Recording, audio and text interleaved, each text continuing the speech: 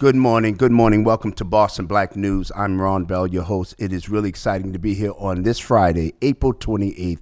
It is sunshine, but it's going to rain this weekend. But that's all right. But we're really excited. We have our state senator, Liz Maranda, here this morning. We're really excited for her in her first 100 days plus so that we can talk a little bit about what's going on in our city, throughout the district. It's the fifth Suffolk. Second Suffolk. Yeah. Because you was fifth Suffolk when you were state rep. Yes. So it's all these Suffolks. Okay. Now with the redistricting and all that, it's like really confusing. And people are still having a hard time. Yeah. Because, do you know there's a special election Tuesday? Yes. May 2nd.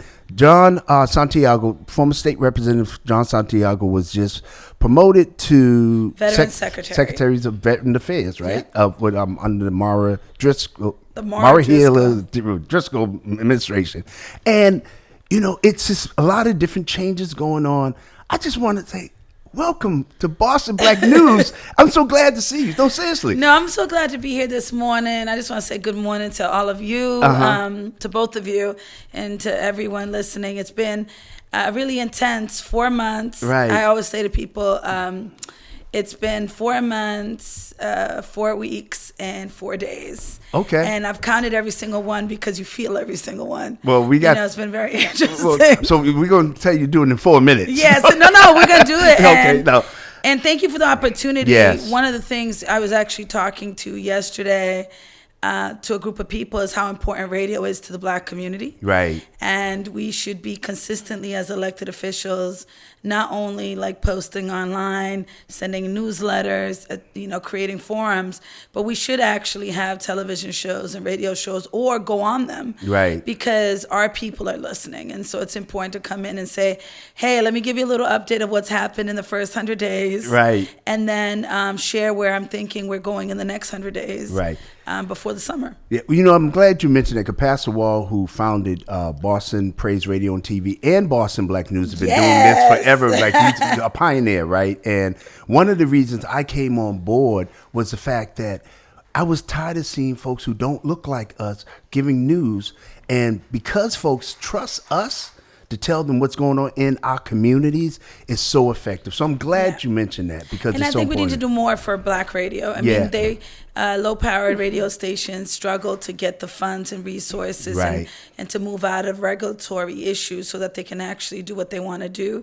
But I'm really excited also. Think about it, the Bay State Banner. Yeah. After 40-plus years exchanging hands from the Miller family to someone like Ron Mitchell that's a veteran, still in media. I'm excited to see where that goes beyond print.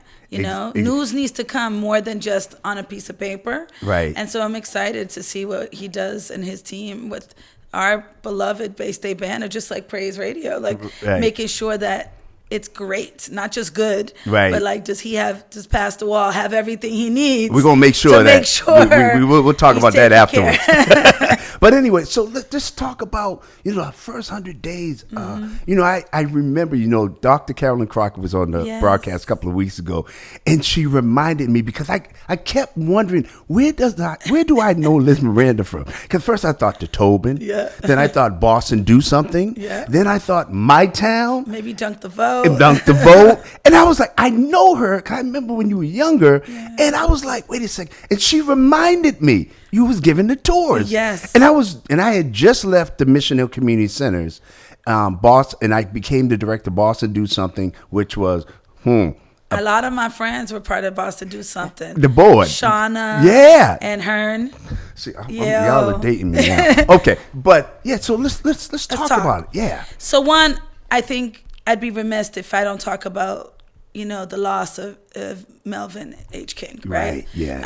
I was fortunate enough to have a mentor like Carolyn Crockett, who met me on Dudley Street as a student from Yale working at DSNI. You know, so many of our leaders either came out of that community organizing and youth organizing, and she said she was going back to school and thinking of something, but she also believed and loved Mel and learned a lot from his organizing work, stopping the highway, building Tent City, and being at MIT and being an elected official. A lot of people don't know that. He was a state rep for over 10 years.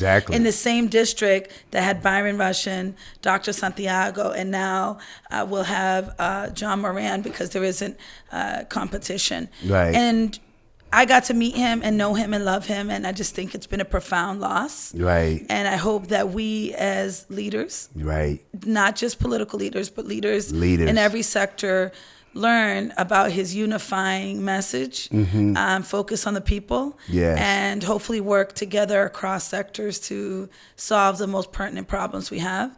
The other thing is Carolyn Crockett is also a treasure. She's incredible. She's changed my life. I was talking to Kevin Peterson the other day, like my first 4 jobs, I remember them vividly. One, registering people to vote with Kevin, doing stuff at my town and in the South End where there was lots of youth programming at the time, and then working at DSNI and OP. Those 4 jobs really changed the way that I looked at myself and the way that I looked at my community. So the last... Well, can I just interrupt? Wait a second. You know what? So you got the organizing guru, right? It's in my heart. It's in your DNA because, you know, when you was running for office, I have to say that was a good campaign. Thank you. And it was horrible. It was a horrible day on election day, right? For some people. For some people. No, I'm just saying as far as like the weather. And you know, a couple of days leading up because of the transportation. The transportation with the T stations. It was just really brutal. But I seen you everywhere. I was like, that. See, I say that's an organizer. Well, I also think that I must say this. I had a lot of respect for the people I was running against. You know, they throw their name in the hat. They build their agenda.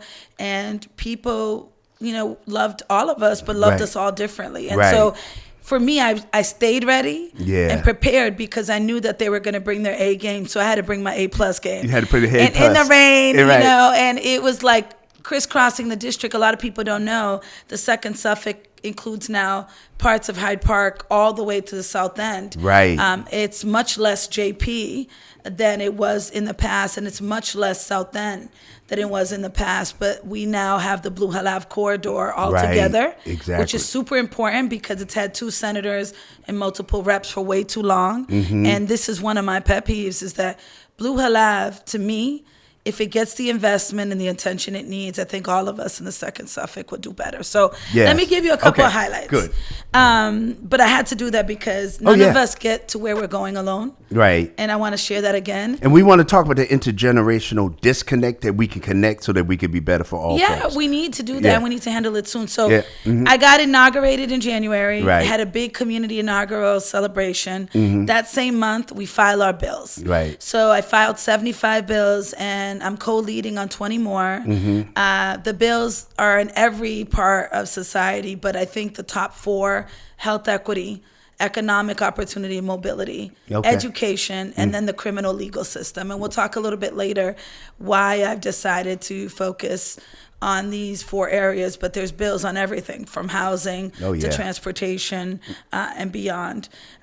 Secured $31 million already for the youth jobs. I do believe that most of what I work on is directly related to the experience of growing up in the city of Boston. And growing up in a community that went through so much and realizing, you know, if we want to solve gun violence, it's not just gun laws, right? It's youth opportunity. And so super excited with the young people that came from across the state to do that, $31 million. I'm on Ways and Means. So for the folks that don't know what that is, that's the money committee. And I'm on the joint committee of Ways and Means. I've got to host a hearing where hundreds of people testified. I crisscrossed the state to hear from people. What do they want us to spend our money on? So the governor released her budget, the House released their budget, then the Senate released our budget, and the House just went through their budget deliberations, and the Senate will be doing that in May. And that's very important for the folks who are listening. If you want us to do things differently out of this $56 billion budget. Okay. And let me make it very clear. $56 billion is just... That's with a B, by the way. B. For listeners. Billion. Yeah, okay. Is the pot of money that the executive branch, her secretariats, her cabinet, and the legislature spends their money on. But there's billions of other dollars beyond this one budget. And, right. And make no mistake, Black communities have never gotten their fair share. Third is we got our committees. And so I mentioned being on Ways and Means, and I'm on 5 other committees, but I'm chairing racial equity, civil rights, and inclusion. And I really hope that committee, I'm doing that with Rep. Bud Williams out of Springfield. Right. And we're going to have a very busy year holding our, like a mirror to state government, not just the legislature, but the entire state government about what they're doing about racial equity. Right now, if you've listened to the news, there's this complicated conversation happening around taxes. Yes. And tax packages and tax relief.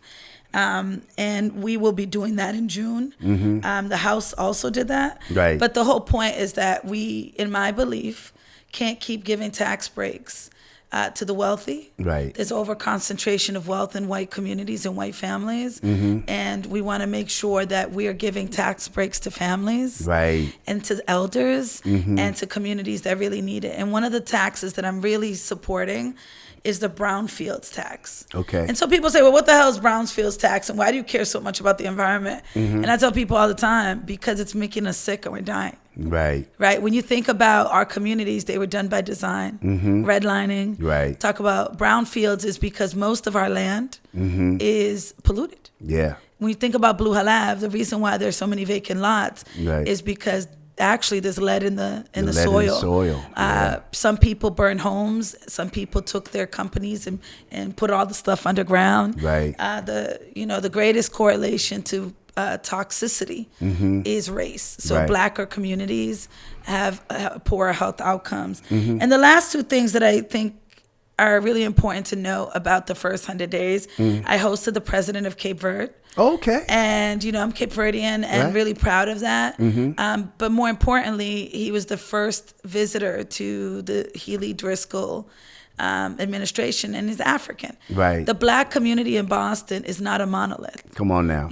Right. We represent many different countries, the Caribbean, Haiti, the Dominican Republic. We think about Cape Verde, but there's also a huge population of Nigerians and Ghanaians and Somalians and Ethiopians.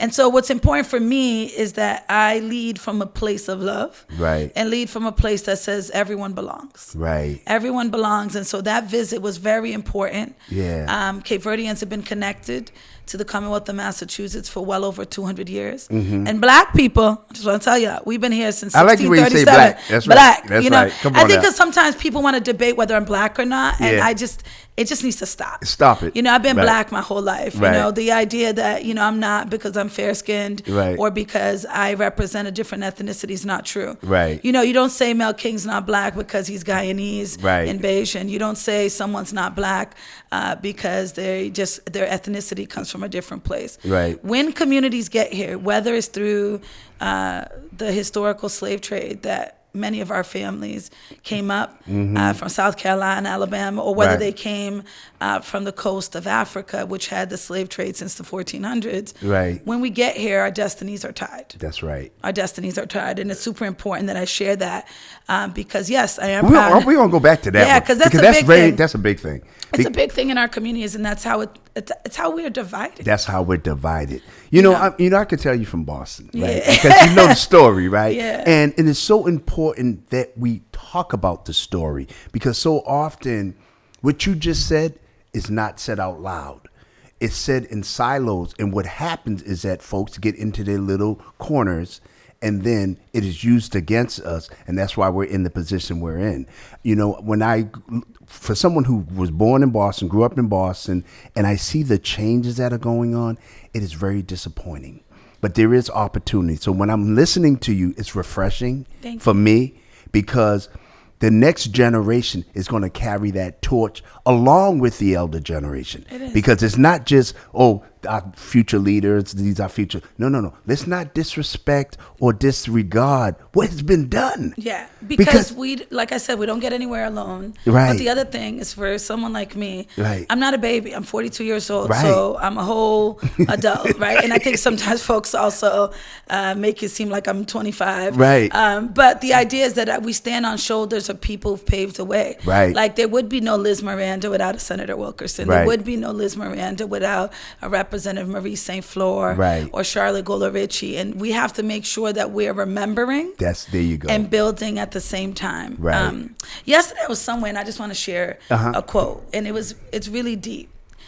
You know, people ask me all the time, like, how do I have hope? You know, and I say that there is this pendulum between despair and hope that Black people understand in this city. Right. And the reason we go through these things is that Boston and Massachusetts doesn't like to tell the truth. Mm-hmm. You know, I'll think about something like I was a Black history major, and I studied under some really important people, Dr. Vandermeer at UMass. Yeah. Oh, yeah, Tony. Shout out to them, and Jemadari, Dr. Kamara, but also Tony Martin, who was at Wellesley. Mm-hmm. And he was a Garveyite.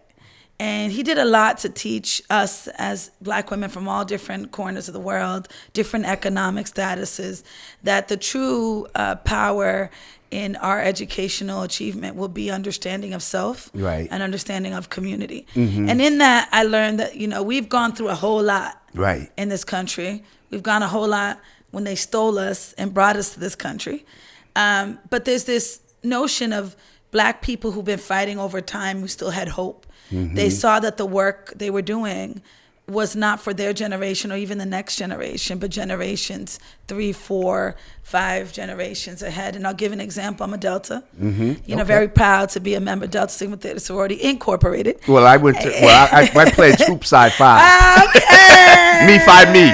Me 5 me. You were GDI in the way that we like to talk. No, well, my first year of college, I went to Cheney State University in Pennsylvania, right? HBCU. Right, and what happened was folks were trying to get me to pledge, and being on the basketball team, we said Hoop Side 5, but it got to a point like, no, I'm doing my own thing. But I never heard that, so we should use that more often. Hoop Side 5. Hoop Side 5. But Deltas in 1913 walked in the suffrage march that gave white women the right to vote. Right. They didn't give them the right to vote. They wouldn't get the right to vote till 45 years later. Right. But they knew that what they were doing was disruption. Right. And that they were preparing a plate for us. Exactly. That it would come to the civil rights movement. We finally would get the right to vote again for Black men, and then finally for Black women. But it wasn't without a fight. And so I'm coming to you with a couple, tidbits on what has happened in the first 100 days. But I want folks to know a couple of very important things.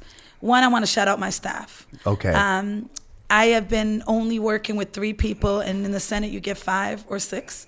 And we're just hiring the 4th and 5th person like next week. Oh, wow. And so we've done a lot of this work with them. So shouts out to Kevin, Malia, and Rochelle because it's been hard. Right. We're also moving our offices. So we'll be in 519. Okay. The People's House, the State House. If anyone wants to come visit, we'd love to have you. Right. I also have a district office on 492 Dudley Street, and we're going to keep that for a couple more months. But that's good. It is. I've had a district office for 3 years. Okay. And people come there all the time because they don't want to go to the State House. But we're soon going to be thinking about being a Mattapan. Okay. And it's very important for me and my team to be in different locations because everybody knows me on Dudley Street. That's right. We've done the work. I grew up there. That's right. But it's important to be somewhere that is faced with a lot of challenges. And being in Mattapan Square is really important because of what's going to be happening with Mattapan in the next few years, but also because of the Haitian migrant situation. Right. People are being dropped off every day, everywhere across this state. And we've got to do a better job of resettling our Haitian brothers and sisters. And I think if we're in Mattapan, along with, I'm not going to share which city council I'm going to work with, but people should know based on my relationships with the closest people, that we hope to serve the people in community and making sure that we have a presence and maybe in a neighborhood that doesn't have the presence that they need. Right. Well, one of the things that you were scheduled to come on a couple of weeks ago, and I had an incident and I couldn't make it. And then the following week, you was determined to get back in here, which is really good. I really appreciate that. And you were going to call from one of the House of Corrections. Yes. And I was like, that's important work. I want you to come in the studio when you're available. Just talk about the work that you're doing with brothers and sisters behind the wall. You know what I'm really thankful of? Sometimes you don't see blessings in disguise necessarily. And so I want to thank, my brothers, my father, my birth father, because through their pain of being incarcerated and my father and brother being deported and losing a brother to gun violence, I've done a lot through them and for them. And because of that, I also was passionate about other people that are incarcerated. And I just want to share a win that we got this week that I think is super important because it's unique. So last year, we passed a bill called the Jail-Based Voting Bill, which essentially returned access to the ballot box for 8,000 to 10,000 incarcerated people, pretrial detention, and those serving a misdemeanor. Well, we couldn't stop there, and so the Democracy Behind Bars Coalition, which includes many brothers behind the wall at Norfolk, and that's where I was at Norfolk, meeting with the brothers of the AACC. Okay. We wanted to further a bill on felony enfranchisement, which is important for our communities to understand this. We could vote if we were incarcerated with a felony conviction up until 20 years ago. Right. And then a Republican governor, because they were organizing in the jails in a way that gave them such a voice and so they put me out. They were doing that work. They were? They put me out. They didn't put you out. They did. They put me out. They put me out. Put you out of business? No, let me tell you, I was organizing in the jails with Arnie King. It was this coming together. It was this group. And I used to go up there.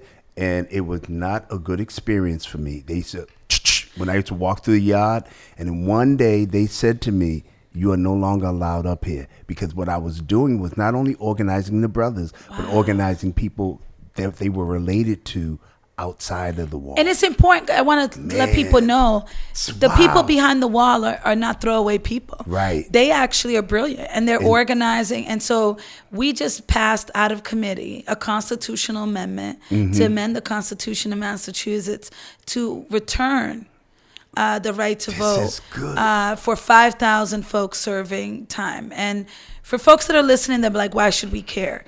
We should care because 58% of the incarcerated population in Massachusetts in the DOC system in our 15 jails are black and brown. Right. Yet we only make 18% of the state's population. That's right. So we're 3 times more likely to be incarcerated than to be represented in sort of the census blocks across the state. And that comes with money. Yes. Okay, so folks know. We spend about $100,000 a year incarcerating black and brown people, particularly black and brown young men. There's some statistics, for example, life without parole. We are tied with Louisiana. We're number 1 in the nation for the percentage of people serving life without parole. Currently in our jails, 1 in 5 people are serving life without parole. Now, if I didn't dig deep, I'd be like, well, they did something bad, and most people would say they belong there. But actually, it's because we over-sentence black people 8 times the rate of white people for the same crime. Right. And when you have people that you're sentencing to die, where's the rehabilitation? Right. Why is it called the Department of Correction if you're just sentencing people to die? It should be the Department of Death. Right. Because we're sending young people, in many cases, 18, 19, 20, 21, with joint venture crimes to jail to die. In some cases, when they go to jail, the people that are their co-defendants who pled guilty sometimes are out while they fought their crimes because they're... So the work I'm doing in the jails is not by myself. Rep Holmes goes consistently once a month. You have Rep Roral, who took the 5th Suffolk, who has gone to visit at least 3 jails since he's been in office the last 4 months. We are growing because your elected official, regardless of where you live in Massachusetts, has the privilege to visit any state institution anytime they want, for any reason. Right. And you know what you're talking about, that retaliation? Right. You did a good thing. The bad thing was that the governor succeeded in making it seem like you couldn't do that work. Right. And the brothers behind the wall couldn't do that work, but it only was because of fear. Right. It was out of fear because the brothers started a pack. Right. Do you remember? I remember. I know. You know, they were going to get us elected. So, well, I want to work with you on that. Thank I want you. to talk. I would love to. Yeah, because that is my passion, and I was just cut off, and it was like when I started Dunk the Vote in 1992, it was like folks were like, I was the only one. Folks were looking at me like, "What are you talking about?" And I was like, "Do you understand what's going on?" So it's really important that we focus on the population behind the wall because there are people. There are people and there are families. Yeah. And, you know, I've visited now 11 out of the 15 facilities. Mm-hmm. So I have 4 more to go to be the only elected official that's visited all the DLC facilities.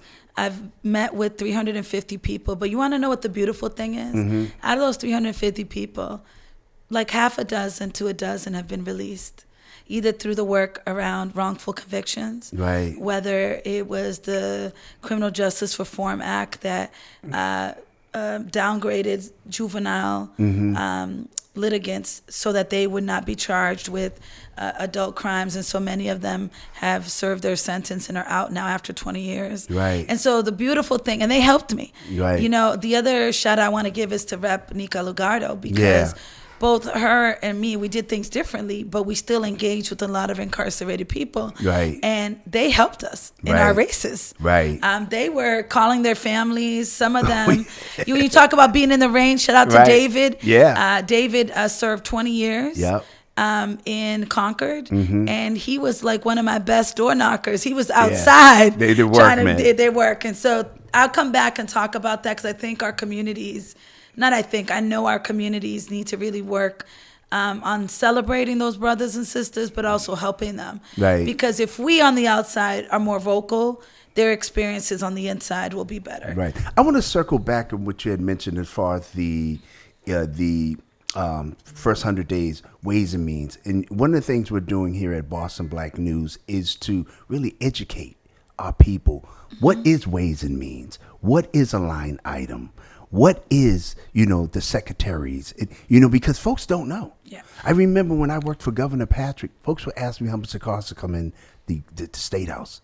How much it costs? Yeah, because they don't know, because really we haven't been allowed or promoted to be there. Right. But I want everyone to know there are 200 legislators, and we'll be doing some videos, because what we heard from people was those exact same things. Like, what's the difference between a rep and a senator? Right. Then some people would come to us. Or a state senator and a U.S. senator. A lot of people think I was in D.C. I was like, nah, I'm right here up the street. Right. But folks told us to do it differently, to do radio, to do reels, to do podcasts, to do little videos to explain how a bill becomes a law. Right. But I just want to quickly go over, and I share this every time I've been here, but I think it's important. Your elected officials, particularly in the state level, do 4 main things. Pass laws, amend laws. The second thing, take a piece of the state budget and redistribute it, or push folks to distribute it equally or equitably across the state. Right. The third is constituent services. We help people. Right. And in my case, we take federal stuff, we take city stuff, and we just get it to people. Because the majority of my job is getting people to do their job. Right. Right. And the last thing, which is the most important thing, people are like, well, why do you say that? Because it should be laws and money. I was like, yeah, it's laws and money and constituent services, but it's the championing of causes. That's right. Because when we elevate something in our platform, like, for example, I work a lot in maternal health. Black women are dying. Right. Our babies are dying. 4 years ago, we weren't having this conversation, but because Black women like myself, Black women like Rep. Tyler, Black women like Rep. Brandy Fluker Oakley definitely said, hey, nothing for us without us. Right. We elevated that conversation, and now maternal health and Black maternal health is in everybody's mouth. Right. But that championing of causes, whether it's gun violence, whether it's voting rights, whether it's poverty alleviation, whether it's education, we have a huge platform, not only outside the buildings, but in that building, to be able to say, we don't speak for all Black people. We're not a monolith. Right. But we speak for a majority of Black people when we say that we deserve We've earned this piece of this pie. Right. You're not giving us a handout. That's right. This is our money too. All right. This is our state house too. And so I'll be back to talk about the carceral system here in Massachusetts. Okay. Because I think people need to learn the truth. Right. And the statistics are actually worse than I thought. Mm-hmm. You know, when I used to visit the jails, I went for my brother, and then I went for other people that folks would say, hey, can you visit my dad? Right. Can you visit my brother? Can you visit this person, my spouse? And then what I learned is that the conditions were far worse than I'd ever imagined. Right. So thank you for asking me about those things. Yeah, well, thank you for being a guest on Boston Black News, because it's like rejuvenating for me to hear this. Someone from Boston, someone who really is passionate about doing things and getting things done. Thank you so much. You have final words for our audience? You know, I just want to say 3 things about myself. I'm teachable, and I'm reachable. And those are the 2 most important things I want folks to listen. Like, I'm not perfect. Right. I don't know everything. And I'm looking forward to meeting people in my district who want to help further the agenda. And I hope that the people that weren't with me in this race, and the people maybe who don't like me or have an issue with me, got some smoke, that they can come around to understand that we can still do good work together. We don't need to be best friends to be able to get this agenda across the finish line. Right. And the last thing I want to say to folks is that everything is political. Right. And so as you're listening to radio, you're watching Facebook, and you're trying to figure out, well, why should I care? Why should I be involved? Know that all of our lives are dictated between the decisions that are done at the federal level and at the state level. And we desperately need our communities to be more vocal. And so I welcome that. I'm not afraid of smoke. But, you know, what I am afraid of is not hearing from people. Right. And I want folks to know that I have an open door policy. Right. And I'm looking forward to representing in this big tent everybody. And you from here? Yeah, I'm from here. Dudley Street, 02119. You know what I mean? I went to OB. And I see the phones blaring. I hear y'all. I see y'all. I got to go do it live. I feel bad. I'm like, okay. Pastor Wall, should I do a question? I mean, it feels like, you know, I got 2 more minutes in here. So. Well, I mean, are there calls coming in? We don't. Okay. Well, you know what? We're going to be right back. State Senator Liz Maranda. We'll be right back. All right. Thank you so much. Yeah.